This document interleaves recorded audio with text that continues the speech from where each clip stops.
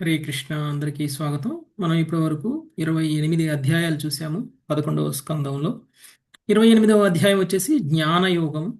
ఈ జ్ఞానయోగంలో భాగంగా శ్రీకృష్ణుడు అద్భుతమైనటువంటి జ్ఞానాన్ని ఉద్ధవ గీతలో ఉద్ధవుడికి ఇవ్వడం అనేటువంటిది జరిగింది. ఈ జ్ఞానయోగంలో ముఖ్యంగా మనం చూస్తే జగత్తు యొక్క మిథ్య అనేటువంటి విషయాన్ని ఏ విధంగా మనం అర్థం చేసుకోవాలో తెలియచేయడం అనేటువంటిది జరిగింది. ఏ విధంగా జగత్తు సత్యము, ఏ విధంగా జగత్తు మిథ్య అనేటువంటి విషయాన్ని మనము చూసాం. ఈ జగత్తు సత్యమే కానీ తాత్కాలికము అనేటువంటి విషయాన్ని తెలుసుకున్నాం. ఎందుకు జగత్తు సత్యము? ఎందుకంటే ఇది పరమసత్యమైనటువంటి శ్రీకృష్ణ భగవానుడి ద్వారా సృష్టింపబడింది కాబట్టి జగత్తు అసత్యము కాదు. కాబట్టి మరి జగత్తు గురించి మనం తెలుసుకోవాల్సినటువంటి విషయం ఏమిటి అని అంటే అది కేవలం తాత్కాలికం మాత్రమే. జగత్తులో ఉన్నటువంటి వైవిధ్యాలు, జగత్తు ఏ విధంగా సృష్టింపబడింది, ఏ విధంగా లయింపబడుతుంది అనేటువంటి విషయాన్ని మనము చూసాం. ఆ తర్వాత నాస్తికుని గురించి మనం తెలుసుకున్నాం. భగవద్భక్తి లేనటువంటి వ్యక్తిని ఏ విధంగా భగవంతుడు అణిచివేస్తారు అనేటువంటి విషయాన్ని కూడా మనం తెలుసుకున్నాం. ఎప్పుడైతే మనము భగవద్భక్తి లోపించినటువంటి వాళ్ళం అవుతామో, ఎప్పుడైతే మన యొక్క నిజమైనటువంటి చైతన్యాన్ని మనము పునరుద్ధరించుకోము, ఎప్పుడైతే మనము భగవంతుడితో ఉన్నటువంటి సంబంధాన్ని మనము విస్మరిస్తామో, అప్పుడు ఆ సంబంధాన్ని తిరిగి పునఃస్థాపితం చేయడం కోసం భగవంతుడు ఆయన వంతు కృపని ఆయన మన మీద చూపించడం అనేటువంటిది జరుగుతుంది. కాబట్టి అభక్తులకి కూడా భగవంతుడు ఒక హెచ్చరిక ఇవ్వడం అనేటువంటిది జరిగింది. ఎవరైతే కృష్ణ భక్తిలోకి రారో, ఎవరైతే వాళ్ళు సాధించినటువంటి అన్నిటికీ కూడా భగవంతుడితో సంబంధం లేకుండా వాళ్ళు ఎప్పుడైతే చేస్తారో, ఎప్పుడైతే సాధిస్తారో, ఎప్పుడైతే భగవంతుడిని వాళ్ళ యొక్క విజయంలోనూ గుర్తించరో, అలాంటి వ్యక్తులకు ఉన్నటువంటి భౌతికమైనటువంటి ఐశ్వర్యాన్ని భగవంతుడు తొలగించి దాని ద్వారా వాళ్ళని భగవంతుడు తన దగ్గరికి చేర్చుకోవడం అనేటువంటిది చేస్తారు. ఇది కూడా మనము చూసాం. ఇక ఈ భౌతిక విశ్వాన్ని భగవంతుడే సృష్టించినట్లయితే, ఈ భౌతిక విశ్వంలోకి మనం కూడా భగవంతుడి ద్వారానే పంపబడినట్లయితే, మరి ఎందుకు మనకి ఈ భౌతిక విశ్వంలో ఆ అనేక రకాలైనటువంటి బాధలు, అనేక రకాలైనటువంటి కష్టాలు ఏర్పడుతున్నాయి అనేటువంటి విషయాన్ని కూడా మనము చూసాం. అయితే దేహాత్మ బుద్ధి ఏదైతే ఉందో ఆ దేహాత్మ బుద్ధి కారణంగా మనము ఈ భౌతిక విశ్వంలో అనేక రకాలైనటువంటి దుఃఖాలని అనుభవిస్తున్నాము. నిజానికి మనము ఈ శరీరం కానే కాదు, కానీ మనం ఈ శరీరమే అని అనుకోవడం, ఈ శరీరమే శాశ్వతము అని అనుకోవడం కారణంగా మనకి కలుగుతున్నటువంటి ప్రతి దుఃఖము కూడా అనేటువంటి విషయాన్ని కృష్ణుడు ఉద్ధవ గీతలో మనకి తెలియజేయడం అనేటువంటిది జరిగింది. ఉద్ధవుడు ఒక ముఖ్యమైనటువంటి ప్రశ్నను కూడా అడిగారు ఈ అధ్యాయంలో. ఈ భౌతిక సంసారానికి సంబంధించినటువంటి అనుభూతి ఎవరికి సంబంధించినది? ఈ దేహానికి సంబంధించిందా లేక ఈ ఆత్మకు సంబంధించిందా? ఒకవేళ దేహానికే సంబంధించింది అని అనుకున్నట్లయితే దేహం జడ పదార్థం కదా. జడ పదార్థానికి ఎలాంటి అనుభూతులు ఉంటాయి అనేటువంటి విషయాన్ని ఆయనే ప్రశ్నలో సంశయాన్ని కూడా వ్యక్తం చేయడం అనేటువంటి జరిగింది. ఆ తర్వాత ఒకవేళ దేహానికి సంబంధించినటువంటి ఈ యొక్క అనుభూతి కానప్పుడు మరి ఆత్మకు సంబంధించిందా? ఒకవేళ ఆత్మకు సంబంధించిందే అని అనుకోవడానికైనా కానీ మరి ఆత్మ ఆధ్యాత్మికం కదా, జగత్తు భౌతికం కదా. భౌతిక జగత్తుకు సంబంధించినటువంటి అనుభూతి ఆత్మకి ఎలా సాధ్యమవుతుంది? భౌతిక జగత్తులో ఉన్నటువంటి ఈ అనుభూతులు దేహానిది కానప్పుడు, ఆత్మది కానప్పుడు మరి ఎవరిది అని ఉద్ధవుడు ప్రశ్నించడం అనేటువంటిది జరిగింది. దానికి సమాధానంగా శ్రీకృష్ణ భగవానుడు ఈ దేహము భౌతికము, ఈ ఆత్మ ఆధ్యాత్మికము అయినప్పటికీ ఈ ఆత్మ ఎప్పుడైతే ఈ దేహ సంపర్కంలోకి వస్తుందో అప్పుడు మిథ్యాహంకారం కారణంగా ఈ యొక్క భౌతిక సుఖ దుఃఖాల అనుభూతి అనేటువంటిది కలుగుతుంది. ఏమిటి ఆ మిథ్యాహంకారం ఏం చేస్తుంది? ఆత్మ జడం కాదు అని తెలిసి కూడా జడ పదార్థంతో సంబంధాన్ని కలిగి ఉంటుంది. ఆత్మ ఆధ్యాత్మిక చైతన్యాన్ని కలిగి ఉండి కూడా ఆ ఆధ్యాత్మిక చైతన్యాన్నే మర్చిపోయేలా చేస్తుంది ఈ మిథ్యాహంకారం. భగవంతుడితో ఆత్మకి ఉన్నటువంటి సంబంధాన్ని మర్చిపోయేలా చేస్తుంది మిథ్యాహంకారం. భౌతిక శరీరంతో మనకున్నటువంటి సంబంధాన్ని చాలా దృఢంగా చేస్తుంది మిథ్యాహంకారం. ఈ మిథ్యాహంకారం కారణంగా మనము సకల సుఖ దుఃఖాలకి కూడా అనుభూతం చేసుకుంటున్నాం. ఓకే, ఇది ఈ భౌతిక జగత్తులోకి వచ్చినటువంటి ఈ జీవుడి యొక్క పరిస్థితి అనేటువంటి విషయాన్ని తెలియజేశారు. అలాంటి ఈ భౌతిక జగత్తుని ఎవరు సృష్టించారు, ఎలా సృష్టించారు అనేటువంటి విషయాన్ని కూడా మనకి ఈ అధ్యాయంలో తెలియజేయడం అనేటువంటి జరిగింది. ఈ భౌతిక జగత్తుకి కారణము స్వయంగా శ్రీకృష్ణ భగవానుడే.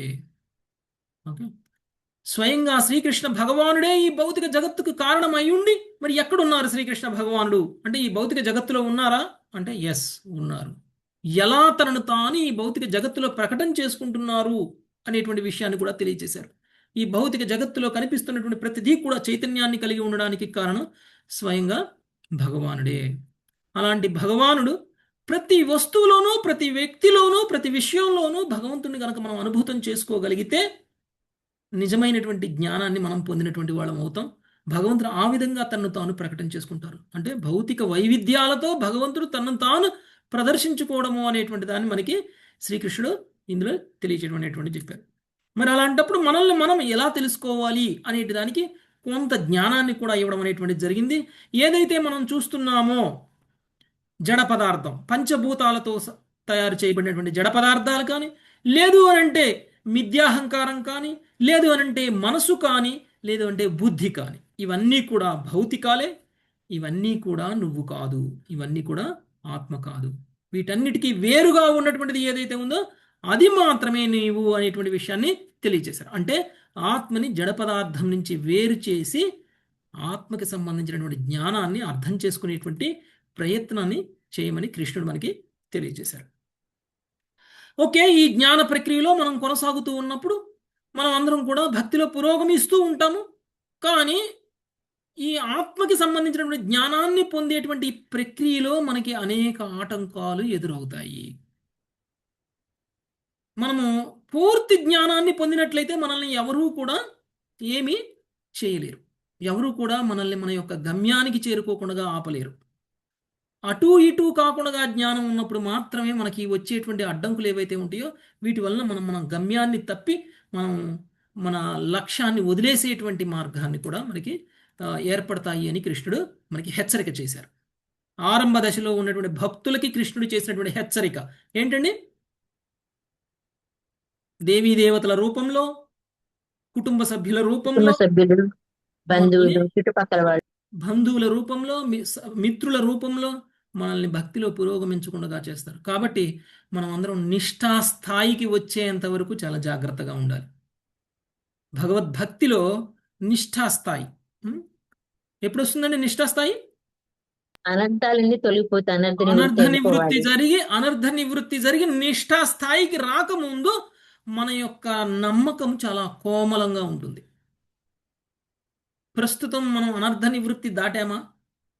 ఎవరు తెలియదు. మనం అనర్థ నివృత్తి దాటినట్టయితే మనకు కోపాలు రాకూడదు, తాపాలు రాకూడదు, బాధలు రాకూడదు, కష్టాలు రాకూడదు, ఏమీ రాకూడదు. ప్రతిదాన్ని మనం బాధపడే స్థితిలో మనం ఉండకూడదు. ఓకే, అదే దాటలేదు ప్రభుజీ, ఇంకా అక్కడ దాకా మనలో చాలా అనర్థాలు ఉన్నాయి. ఈ అనర్థ నివృత్తి దాటకుండా నిష్ఠాస్థితికి మనం రాలేము. నిష్ఠాస్థితికి రాకముందు అంటే అనర్థ నివృత్తే దాటక ముందు ఎవరైనా వచ్చి మీ యొక్క భక్తి సాధన తప్పు, దీన్ని ఇలా చెయ్యాలి, అలా చెయ్యాలి, మీరు ఎందుకు సమయాన్ని ఫ్యామిలీకి ఇవ్వట్లేదు, ఎందుకు సమయాన్ని ఇలా వృధా చేస్తున్నారు, మీకు వచ్చేది ఏంటి, దీనివల్ల మీకు అసలు నిజంగా ముక్తి వస్తుందా, దీనివల్ల నిజంగా మీరు భగవద్ధామానికి వెళ్తారా లేదా, వెళ్తారో లేదో తెలియదు కానీ ఇక్కడ మాత్రం మీ జీవితాన్ని కోల్పోతున్నారు అని 100 రకాలుగా మిమ్మల్ని ప్రశ్నిస్తే మీరు ఆలోచించడం మొదలు పెడతారు. అవును ప్రభుజీ, అలానే ఉంటుంది పరిస్థితి. మనమే మళ్ళీ ఆలోచించడం మొదలుపెడతాం. అదేంటి ఈయన ఇలా అన్నాడు, అదేంటి ఆయన అలా అన్నాడు, నిజమేనేమో, ఈయన అన్నది కూడా నిజమేనేమో, ఆయన అన్నది కూడా నిజమేనేమో, అవసరమా మనకి ఇది, అవసరమా మనకి? ఎందుకు? మన యొక్క శ్రద్ధ చాలా కోమల శ్రద్ధ. ఇక్కడ కోమలమైనటువంటి శ్రద్ధ కలిగినటువంటి భక్తుల్ని ఆరంభ దశలో ఉన్నటువంటి భక్తులుగా పరిగణించారు శ్రీకృష్ణ భగవానుడు. అలాంటి ఆరంభ దశలో ఉన్నటువంటి భక్తులకి అందరూ శత్రువులే, జాగ్రత్తగా ఉండండి అని కృష్ణుడు మనందరికీ కూడా వార్నింగ్ ఇచ్చారు. కాబట్టి మనమందరం కూడా జ్ఞానవంతులం కావాలి. మన శ్రద్ధ కోమల శ్రద్ధ నుంచి దృఢమైనటువంటి శ్రద్ధగా మారాలి. దృఢమైనటువంటి శ్రద్ధగా మారాలి అని అంటే మనమందరం కూడా ముందు భక్తులుగా మారాలి, మన యొక్క జ్ఞానాన్ని పెంచుకోవాలి. కాబట్టి బుద్ధిమంతుడైనటువంటి వ్యక్తులు ఎవరు కూడా కామ్యకర్మరతులు కారు అనేటువంటి విషయాన్ని మనకి తెలియజేశారు. ఓకే, కాబట్టి కామ్యకర్మల రతులు కాకపోవడమే కాకుండా కామ్యకర్మలను త్యజించి వేస్తారు అనేటువంటి విషయాన్ని కూడా మనకి తెలియజేశారు. ఆ తర్వాత ఏ విధంగా అవిద్యని నాశనం చేసుకోవాలి, నశింప చేసుకోవాలి. మనలో ఎప్పుడైతే జ్ఞానం వస్తుందో అప్పుడేమవుతుందని అజ్ఞానం తొలగిపోతుంది. సూర్యకాంతి రాగానే చీకటి ఎలా పోతుందో ఆ విధంగా జ్ఞానం రాగానే అజ్ఞానం తొలగిపోతుంది. అంటే మనకి భగవత్ చైతన్యంలో మనం ఉన్నప్పుడు ఈ భౌతికమైనటువంటి బంధనాలు, భౌతికమైనటువంటి చైతన్యము, భౌతికమైనటువంటి ఏవైతే తాదాత్మ్యం ఉందో అదంతా కూడా విడిపోతుంది. అప్పుడు మనము అవిద్యను నశింప చేసుకొని మనకి భగవంతుడితో గల సంబంధాన్ని మనము పునఃస్థాపించుకునేటువంటి ప్రయత్నం చేస్తాము. ఆ ప్రయత్నంలో భాగంగా మనమే భగవంతులము, మనమే భగవంతులము అనేటువంటి భ్రమను కూడా మనం తొలగించుకుంటాం. భగవంతుడికి మనకి మధ్య ఉన్నటువంటి భేదాన్ని చక్కగా అర్థం చేసుకోగలుగుతాం. అది కూడా మనకి కృష్ణుడు తెలియచేశారు. భగవంతుడికి మనకి మధ్య ఉన్నటువంటి భేదాన్ని కూడా తెలియచేశారు. ఆ విధంగా కొంతమంది జ్ఞానం కలిగినటువంటి వాళ్ళు, పండితులు భ్రమలలో ఉంటారు. అంటే యోగ సాధనలో పురోగమించినటువంటి వ్యక్తులు పరిపక్వత చెందకుండగానే వాళ్ళకున్నటువంటి జ్ఞానంతో, వాళ్ళకున్నటువంటి భౌతికమైనటువంటి జ్ఞానం, ప్రత్యేకించి వాళ్ళకున్నటువంటి భౌతికమైనటువంటి జ్ఞానంతో వాళ్ళు సొంతగా శాస్త్రం గురించి కూడా చెప్పేటువంటి ప్రయత్నం చేస్తారు. వాళ్ళని నామామాత్ర పండితులు అని అంటారు. కుహన భక్తులు, లేదంటే కుహన గురువులు, అనేక మంది గురువులు ఉంటారు. వాళ్ళందరూ కూడా శాస్త్రానికి విరుద్ధంగా, శాస్త్రంలో చెప్పినటువంటి విషయాల్ని తప్పుగా అర్థం చేసుకుంటూ, లేదు అని అంటే వాళ్ళకున్నటువంటి శాస్త్ర పాండిత్యంతో, లేకపోతే వాళ్ళకున్నటువంటి తెలుగు పాండిత్యంతో, సంస్కృత పాండిత్యంతో వాళ్ళు ఎంతో ఎక్కువగా వాక్చాతుర్యాన్ని కలిగి ఉండొచ్చేమో, కానీ భగవంతుడికి సంబంధించినటువంటి జ్ఞానం వాళ్ళకి ఉండదు. నిజానికి వాళ్ళు సిద్ధులు సాధించడం కోసం భగవద్భక్తి చేయడం అనేటువంటిది జరుగుతుంది. భగవద్భక్తి అనేటువంటి మార్గంలో వాళ్ళు చేస్తున్నటువంటి సాధనల కారణంగా వాళ్ళు ఒకవేళ సిద్ధులు సాధిస్తే ఆ సిద్ధుల యొక్క ముఖ్య లక్ష్యం భౌతికమైనటువంటి సుఖాలని అనుభవించడము అయినప్పుడు అలాంటి వ్యక్తులని భక్తులుగా పరిగణించరు అనేటువంటి విషయాన్ని చెప్పారు. నిస్వార్థమైనటువంటి సేవ చేయగలిగినటువంటి చైతన్యం కలిగినటువంటి వ్యక్తి చేసేటువంటి పని సిద్ధులు లేకపోయినా కానీ అది విశుద్ధమైనటువంటి భక్తి. భగవంతుడు అలాంటి భక్తిని ప్రశంసించారు. అంతే తప్ప నామమాత్ర పండితులు ఏమీ చెప్పలేదు. ఇక ఈ యొక్క ప్రక్రియలో మనము ముందుకు వెళ్తూ ఉన్నప్పుడు ఈ సిద్ధులను గడించేటువంటి స్థితి నుంచి మనము దాటిపోవాలి. అంతే తప్ప ఈ సిద్ధులు గడిస్తున్నాం కదా అని చెప్పేసి మనము ఆగిపోకూడదు. అంటే భక్తి సాధన అనేటువంటిది మహిమలు, సిద్ధులు పొందడం కోసం కాదు. మహిమలకు వచ్చినప్పుడు, సిద్ధులు కలిగినప్పుడు మనం అక్కడే ఆగిపోతే మనం భక్తిలో పురోగమించలేము. అలాంటి వాళ్ళని భగవంతుడు భక్తులుగానే భావించలేదు. ఓకే, ఇక ఈ విధంగా భగవంతుడు అనేక విషయాలను జ్ఞానయోగంలో మనకు తెలియచేసి చివరిగా ఈ యోగ ప్రక్రియలో భక్తి యోగం యొక్క గొప్పతనాన్ని కూడా తెలియచేయడం అనేటువంటిది జరిగింది. ఎప్పుడైతే మనం నిరంతరం భగవంతుడిని స్మరిస్తూ భగవంతుడి యొక్క శ్రవణ కీర్తన స్మరణం అనేటువంటిది చేస్తామో అలాంటి వ్యక్తి ఈ మాయ యొక్క ప్రభావంలోకి రాడు. భౌతికమైనటువంటి బంధనాలు ఆయన్ని ఏమీ చేయలేవు. ఆయన ముక్త ఆత్మస్థితిలోనే ఉంటాడు అనేటువంటి విషయాన్ని తెలియజేశారు. అంటే విశుద్ధ భక్తులు గొప్పవాళ్ళు, భక్తి యోగము చాలా గొప్ప అనేటువంటి విషయాన్ని మనకి జ్ఞానయోగం అనేటువంటి అధ్యాయం చివరిలో ముగింపుగా తెలియచేయటం అనేటువంటిది జరిగింది. ఓకే, ఇక ఈరోజు మనము 29వ అధ్యాయాన్ని చూద్దాం. ఆ 29వ అధ్యాయం పేరు భక్తి యోగం. భక్తి యోగం ముఖ్యము. జ్ఞానయోగం ద్వారా కూడా చివరికి భక్తి యోగంలోకి రావాలి. జ్ఞానం ఒకటి వస్తే సరిపోదు, భగవంతుడికి శరణాగతులు అయ్యేటువంటి స్థాయి రావాలి అనేటువంటి విషయంతో ముగించినటువంటి భగవంతుడు 28వ అధ్యాయంలో, ఇక్కడ 29వ అధ్యాయంలో భక్తి యోగాన్ని మళ్ళీ పూర్తిగా తెలియజేయడం అనేటువంటిది జరుగుతుంది. అంటే భక్తి యోగం యొక్క గొప్పతనాన్ని, భక్తి యోగాన్ని ఎలా చేయాలి, ఏది నిజమైనటువంటి భక్తి యోగం అనేటువంటి విషయాన్ని మనకి ఇక్కడ తెలియజేసేటువంటి ప్రయత్నం చేస్తున్నారు. సో అది 29వ అధ్యాయంలో ఈరోజు మనం చూద్దాం. ఓకే, లావణ్య మాతాజీ సమ్మరీ చదవండి మాతాజీ 29వ అధ్యాయం. హరే కృష్ణ. 29వ అధ్యాయం భక్తి యోగము. వెనుక చెప్పబడిన అసంగత్వంపై ఆధారపడినట్టి ఆధ్యాత్మిక సాధన అత్యంత కఠినమని తలచిన వాడే ఉద్ధవుడు సరళ విధానమును గురించి అడిగెను. దానికి సమాధానంగా శ్రీకృష్ణ భగవానుడు భక్తి యోగమును గురించి సంక్షేమంగా ఉపదేశం కావించెను. భగవన్నాయచే మోహితులైన వారు మిథ్యా తదాత్మ గర్వితులనైన కర్మిష్ఠులు మరియు యోగులు భగవత్పాద పద్ పద్మాశ్రయమును తిరస్కరింతురు. కానీ సారమును అసారమును వేరుపరపగలిగిడి హంసల వంటి వివేకులు సర్వదా భగవచ్చరణార విందములను ఆశ్రయింతురు.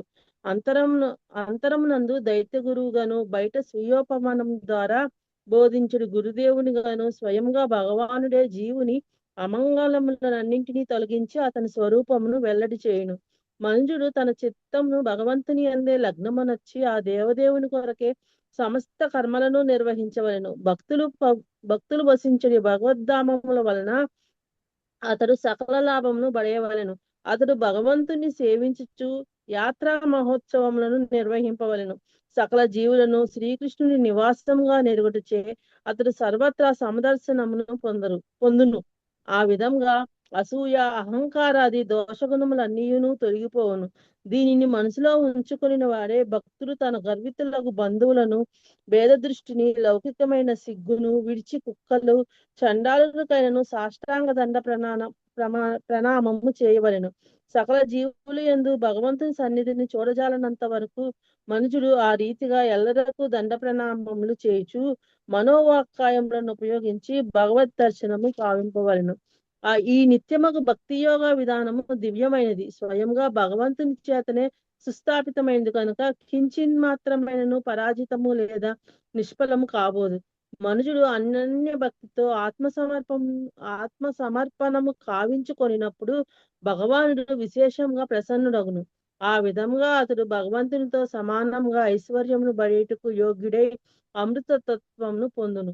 ఈ ఉపదేశమును పడిచిన పిమ్మట శ్రీ ఉద్ధవుడు భగవద్దేశ పాలనకై బదరికాశ్రమమునకు వెళ్ళెను. భగవద్దేశములను చక్కగా పాటించిన వాడే అతడు దివ్యమగు భగవత్పదమును పొందెను. పరమ భాగవతుడగు ఉద్ధవునికి దేవదేవుడు చెప్పిన ఈ ఉపదేశములను శ్రద్ధతో అనుసరించటం ద్వారా సమస్త జగత్తు ముక్తిని పడేయగలదు. హరే కృష్ణ ప్రభుజీ, ధన్యవాదాలు. హరే కృష్ణ. సో ఈ అధ్యాయము ఉద్ధవ గీతలో చివరి అధ్యాయం. ఓకే, భక్తి యోగము అనేటువంటిది ఉద్ధవ గీతలో చివరి అధ్యాయం. చాలా అధ్యాయాలు ఉన్నాయి కదండి ఉద్ధవ గీతలో. 18 అధ్యాయాల కంటే ఎక్కువే ఉన్నాయా? చాలా ప్రభుత్వకి చాలా చెప్పుకుంటున్నాం, ఎక్కువ ఉన్నప్పుడు. అంటే ఉద్ధవ గీత మొత్తం చెప్పి చివరిలో భక్తి యోగం గురించి చెప్తున్నారంటే దాని మీనింగ్ ఏంటి? అన్నిటి సారం చివరికి భక్తి యోగానికి వస్తేనే ఇక ఆయనకి ఇప్పుడు చెప్పే దాని అంతటికి సారం భక్తి యోగం అనేటువంటి విషయాన్ని మనకు అర్థం కాదు, కంక్లూజన్ అన్నమాట. మరి ఆ భక్తి యోగాన్ని మనం ఒక్కొక్కరు ఒక్కొక్క రకంగా ఇది భక్తి యోగము కాదు, ఇలానే చెయ్యాలేమో భక్తి యోగంలో, అలానే చేయాలేమో భక్తి యోగంలో, ఇస్కాన్లో చెప్పేదే భక్తి యోగమా, ఇస్కాన్ బయట చెప్పేదంత భక్తి యోగం కాదా అనేటువంటి అనుమానాలు రావచ్చు. ఆ అనుమానాలు మనకి భాగవతంలో శ్రీకృష్ణ భగవానుడు ఉద్ధవ గీతలో తెలియజేసినటువంటి ఈ అధ్యాయం ద్వారా మనకు అంతా కూడా భ్రమలన్నీ తొలగిపోవాలి. ఓకే, ఈ అధ్యాయం తర్వాత శ్రీకృష్ణ భగవానుడి యొక్క అంతర్ధానం ఉంటుంది. ఈ అధ్యాయం తరువాత ఉద్ధవుడు శ్రీకృష్ణుని వదిలేసి వెళ్ళిపోతాడు, బద్రికాశ్రమానికి వెళ్ళిపోతాడు. అంటే ఈ అధ్యాయం తర్వాత ఉద్ధవుడు శ్రీకృష్ణుని వదిలేసి బద్రికాశ్రమానికి వెళ్ళిపోయాడు అని అంటే ఉద్ధవ గీత అయిపోయినట్టేగా అంతటితోటి. ఇక ఆ తర్వాత భగవంతుడి యొక్క అంతర్ధానం గురించి మనకి నెక్స్ట్ అధ్యాయంలో వస్తుంది. ముందు భగవంతుడి అంతర్ధానానికంటే ముందు యదువంశీయుల యొక్క అంతర్ధానం అవ్వాలి, అవునా కదా? అవును, వాళ్ళు వెళ్ళిపోయాక ముందు యదువంశీయుల అంతర్ధానం అయిన తరువాతనే భగవంతుడు అంతర్ధానం అనేటువంటిది మనకు వస్తుంది. ఎందుకంటే కృష్ణుడు వాళ్ళందరినీ వదిలేసి వెళ్ళిపోలా, వాళ్ళందరినీ తీసుకొని వెళ్ళిపోయాడు. వాళ్ళందరినీ ముందు పంపించి వెనకాల ఆయన వెళ్ళారు. ఓకే, ఒకవేళ ఆయన వెళ్ళిపోయిన తర్వాత వీళ్ళు వస్తారో రారో, ఒకవేళ వీళ్ళు రావడానికి ఏమైనా ఇబ్బందులు అయితే ఏమో, ఒకవేళ వీళ్ళు రాలేకపోతే, అందుకనే వీళ్ళందరినీ పంపించి వెనకాల భగవంతుడు కూడా తన ధామానికి వెళ్ళిపోవడం అనేటువంటిది జరిగింది. సో మనం ఈ 11వ స్కందం మొదట్లోనే మనము భగవంతుడి అంతర్ధానానికి సంబంధించినటువంటి విషయాలను చదివి అంతర్ధాన సమయంలో ఏం జరిగింది అనేటువంటి విషయాన్ని చర్చిస్తూ ఉద్ధవ గీతలోకి వచ్చాం. ఆ టైంలో భగవంతుడు అంతర్ధానం అయిపోతున్నారా అని మనం అందరం కూడా ఎమోషనల్ అయిపోయాం కదా. అలానే ఉంది ప్రభు, అది వింటుంటేనే బాధగా ఉంది నిజంగా. ఇప్పుడు ఆ ఘట్టాన్ని మనం చూడబోతున్నాం. ఓకే, ముందుగా కృష్ణుడు చివరి మాటగా ఉద్ధవుడికి ఏం చెప్తున్నారు భక్తి యోగంలో అనేటువంటిది డీటెయిల్గా మనం చూద్దాం. శ్రీవాణి మాతాజీ.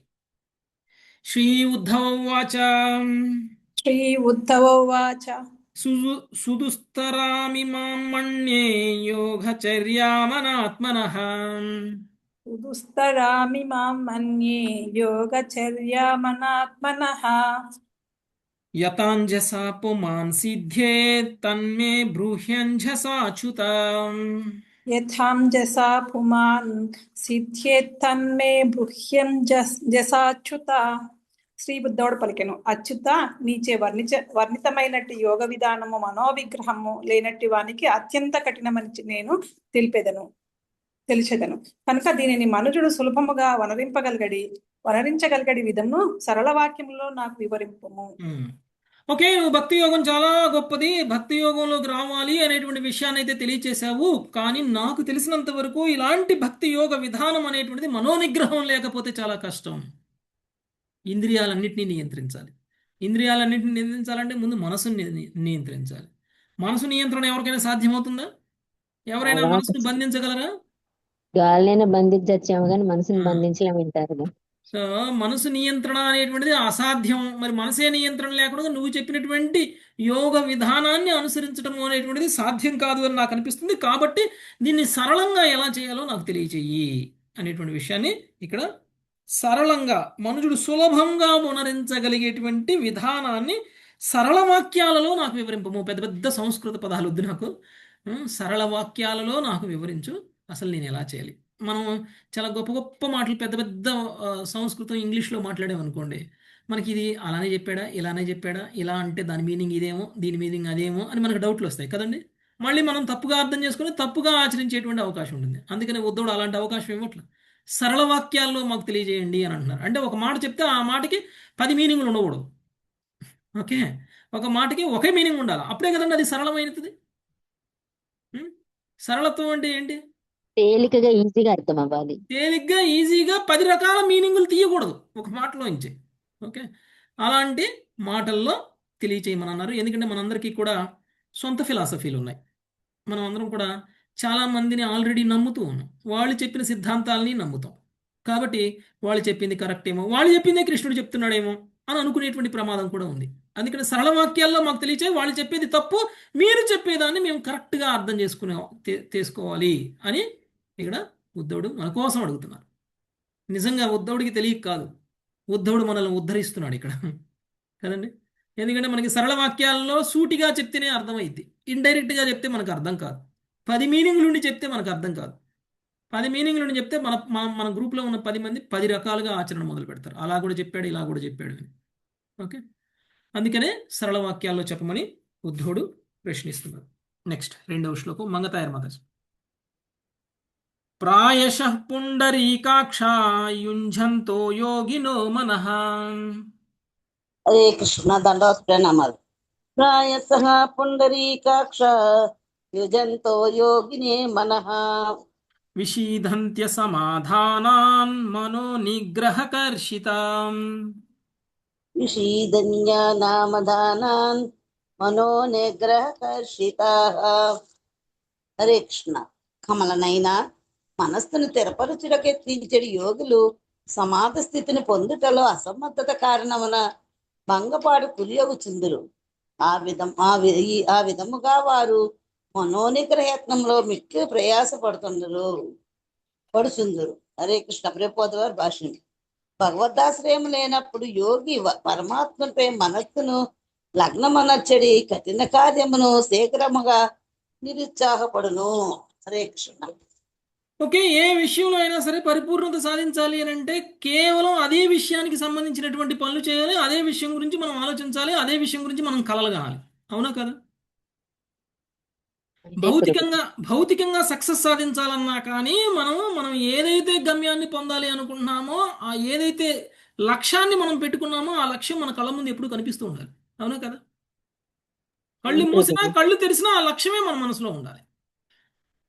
అందుకనే మనకి భౌతికంగా మనం ఏదైనా గోల్స్ పెట్టుకుంటే మీరు పెట్టుకున్న గోల్స్ని ఒక పేపర్ మీద రాసి మీ కళ్ళ ముందు కనపడేలాగా ఒక చోట అతికించండి అని చెప్తారు.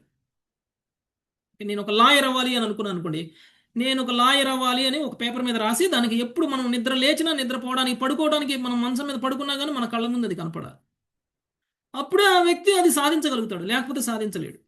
మనం ఏ పని చేస్తున్నా అది గుర్తు రావాలి. అందుకని మన టేబుల్, మనం ఎక్కడ కూర్చున్నామో ఆ టేబుల్ ముందు మనం ఎక్కడ ఏం చేస్తున్నామో అక్కడ, మన పుస్తకాల్లో ఎక్కడ పడితే అక్కడ మనకు మన లక్ష్యం అనేటువంటిది అప్పుడప్పుడు మనకు గుర్తొస్తూ ఉండాలి.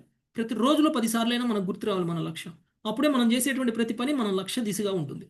లేదంటే మనం చేసేటువంటి సగం పనులు లక్ష్యం వైపు కాకుండా వేరే పని మీద ఉండిపోతాయి. ఈ లోపులోనే మన ఇంట్రెస్ట్లు మారిపోతాయి, మన డైవర్షన్లు వచ్చేస్తాయి. మనం మనం సాధించాలి అనుకున్నది ఎప్పటికీ కూడా సాధించలేము. ఓకే, అలానే భగవంతుణ్ణి సాధించాలి అని అంటే అలానే లక్ష్యాన్ని పెట్టుకోవాలి. లక్ష్యం లక్ష్యం ఉండాలి కదా. పెట్టుకోవాలి. అంటే భగవంతుడే లక్ష్యం.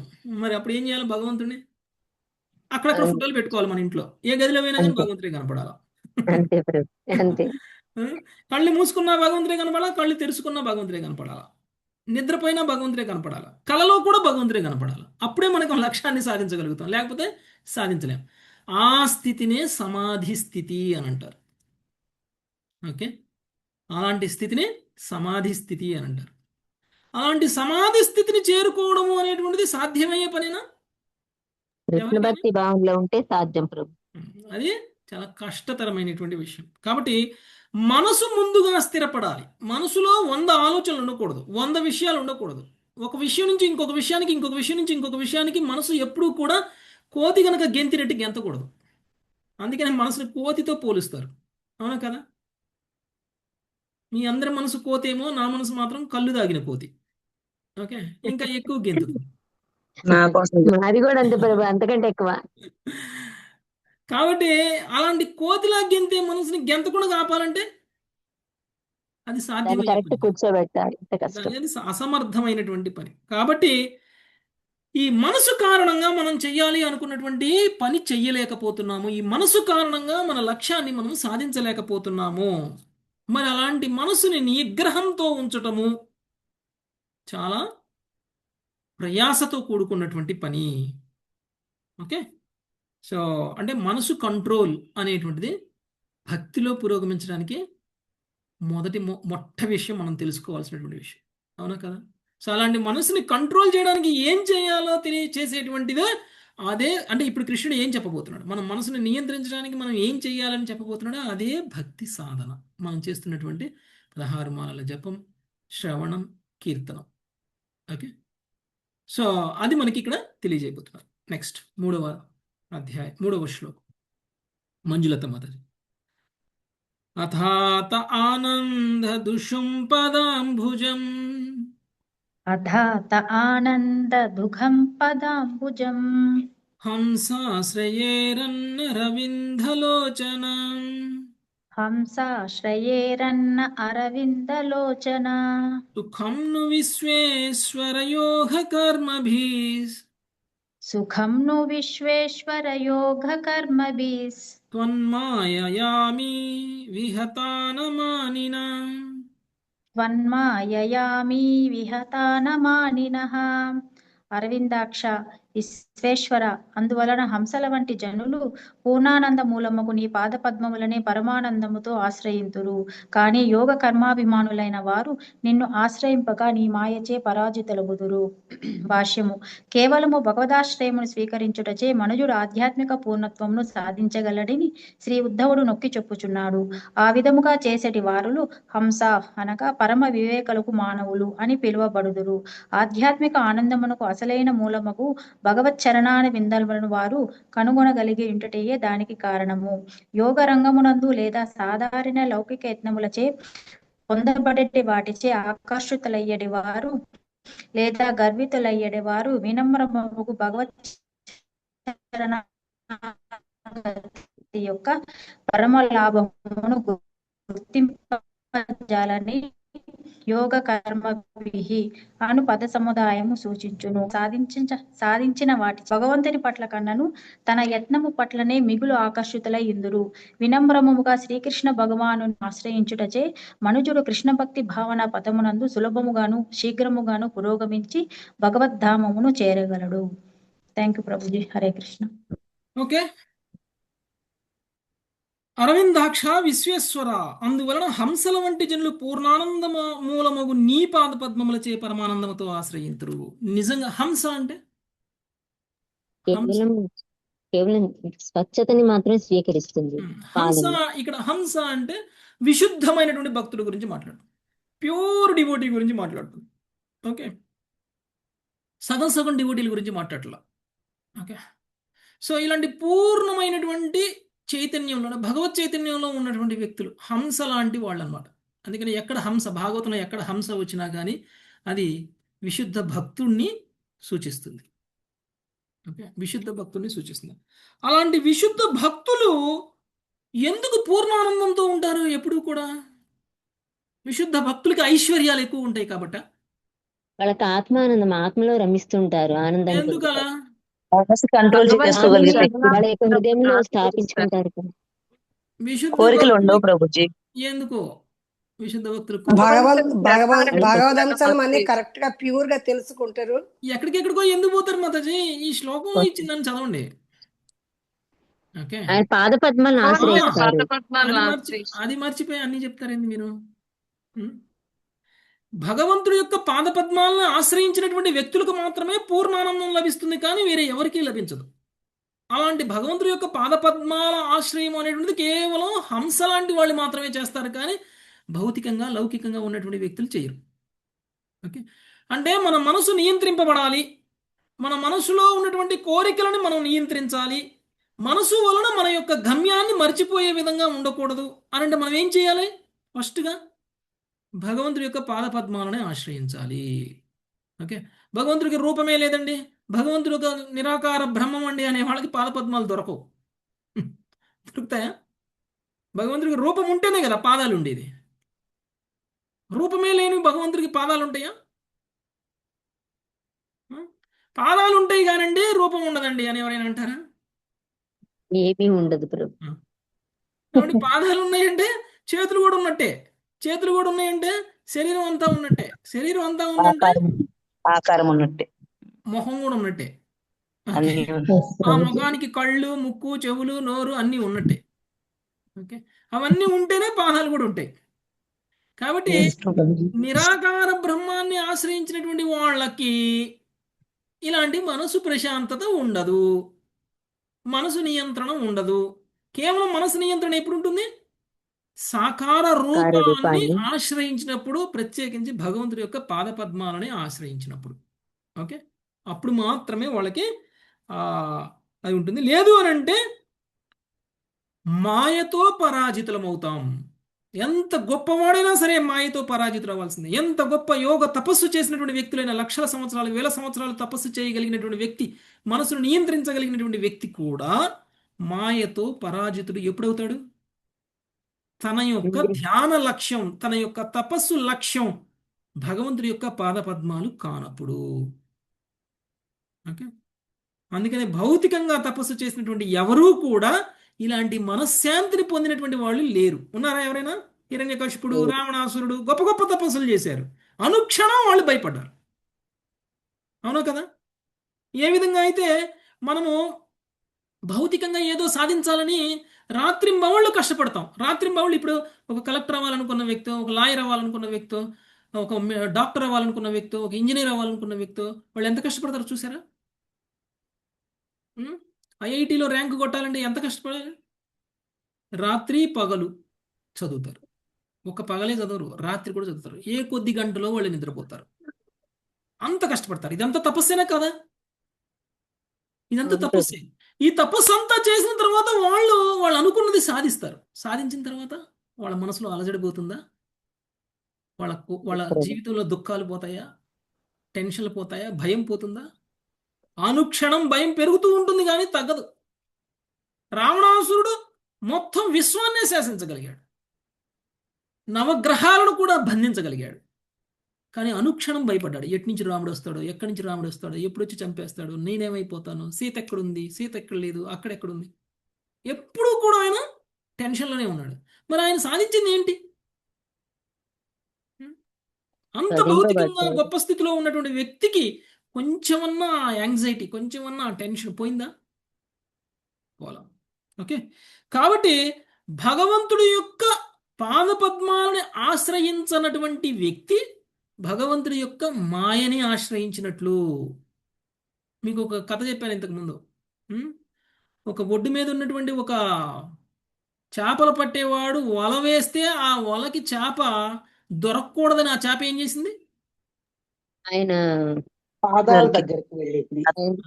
ఆ అదే చేప వెళ్ళి పాదాల దగ్గర దాక్కుంది. ఆ పాదాల చేప దగ్గర వెళ్ళి ఆ వాళ్ళ చేప పాదాల వెళ్ళి ఆ దగ్గర. వల వేసినట్టు చేపలు పట్టుకోవడానికి వచ్చినటువంటి వ్యక్తి యొక్క పాదాల దగ్గరికి ఇస్తుంది. పాదాల పాదాల దగ్గర దగ్గర. ఓకే, అప్పుడు ఏమవుతుంది? చేపలు పట్టుకునేవాడు వలని ఇసిరేస్తాడు కానీ పాదాలకు వేసుకుంటాడా? వేసుకోడు. కాబట్టి ఆ చేప రక్షించబడుతుంది. అలానే భగవంతుడు వేసినటువంటి మాయ వల ఇది. ఈ మొల్లో మనం చిక్కుకోకూడదంటే ఎక్కడికి వెళ్ళి నిలబడాలి మనం? ఆయన పాదాల దగ్గర. ఆయన దగ్గర. పాదాలు పట్టుకోవాలి. అది ఆయన పాదాలు పట్టుకుంటే తప్ప మనము ఈ వల్లోనే పడిపోవాల్సింది. అందుకనే ఇక్కడ చెప్తున్నారు, ఎవరైతే భగవంతుడి యొక్క పాద పద్మాలను ఆశ్రయించరో వాళ్ళు మాయతో పరాజితులు అవ్వాల్సిందే. వాళ్ళు మాయతో పరాజితులు అవ్వాల్సింది. ఎంత గొప్ప యోగి అయినా సరే మాయతో పరాజితులు అవ్వాల్సింది. నెక్స్ట్ 4వ శ్లోకం, నాగలక్ష్మి మాతాజీ.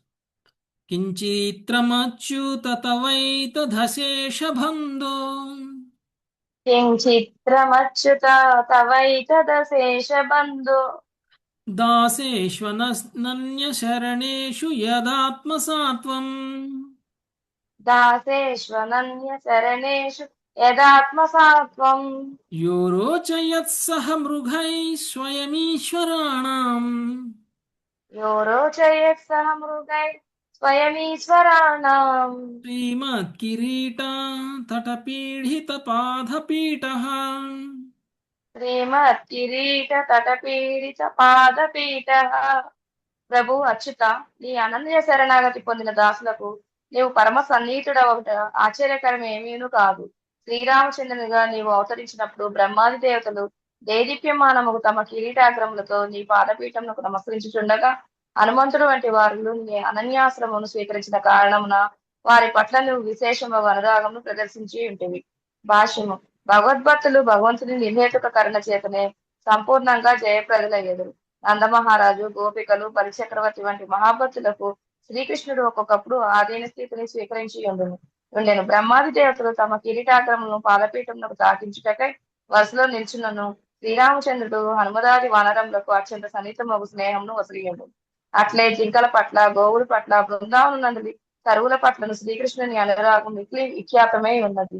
ఇంకను భగవానుడు అర్జునుని రథమును పరమానందంతో నడిపి ఉండెను. ధర్మరాజునకు అతడు దోతగాను శ్రద్ధావంతుడగు ఆదినుగాను వర్తించి ఉండెను. యోగ సిద్ధులను బడయుటకై విస్తృతమైన జ్ఞానయోగ పద్ధతులు అట్టి భక్తులకు అవసరం లేదు. ఈ భక్తులందరికీ శ్రీ ఉద్ధవుడు ఇచ్చిన ప్రాతినిధ్యమును వహించుచున్నాడు.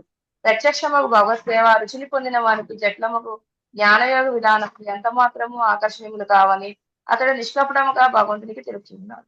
Thank you. ఓకే, భగవంతుడి యొక్క పాదపద్మాలని ఆశ్రయించినటువంటి వ్యక్తి మీద ఉండేటువంటి కరుణ గురించి ఇక్కడ మాట్లాడుతున్నారు.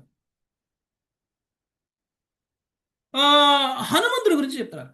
మామూలుగా రామావతారంలో భగవంతుడి దగ్గరికి వచ్చి ఎంత ఎంత గొప్ప గొప్ప వాళ్ళు తమ కిరీటాలు సైతం నేల కానే విధంగా భగవంతుడి యొక్క పాదపద్మాలని తాకుతూ ఉంటే, కానీ భగవంతుడు మాత్రం హనుమంతుడికి ఇచ్చినటువంటి రక్షణ మిగిలిన వాళ్ళకి ఇవ్వలేదు. ఎందుకు? కారణం ఒకటే విషయం ఇక్కడ చెప్పారు. సేవ చేస్తాడు, దాసుడుగా ఉంటారు. ఒక ముఖ్యమైనటువంటి విషయం ఏమిటంటే, నీ ఆశ్రయం తప్ప వేరే వాళ్ళ ఆశ్రయం పొందలేదు హనుమంతుడు. మిగిలిన వాళ్ళు నీ ఆశ్రయం కూడా పొందారు, అలానే ఇంకా వేరే వాళ్ళ ఆశ్రయాలు కూడా పొందారు. అంటే 100 మంది దేవతలు పూజిస్తూ మధ్యలో నీ దగ్గర కూడా వచ్చి నీ కాళ్ళు మొక్కారు. ఓకే, దానికి వేరే ఎవరిని పట్టించుకోకుండా కేవలం నీ పాదపద్మాలనే మొక్కినటువంటి హనుమంతుడికి తేడా ఉందా లేదా?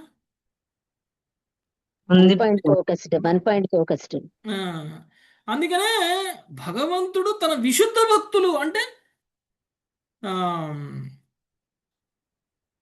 కల్మషం లేనటువంటి, అంటే కలుషితం కానటువంటి భక్తిని చేసేటువంటి వాళ్ళు, అంటే అన్డివైడెడ్ అన్నమాట. అంటే వాళ్ళ యొక్క ప్రేమ, వాళ్ళ యొక్క భక్తి విభజింపబడలేదు.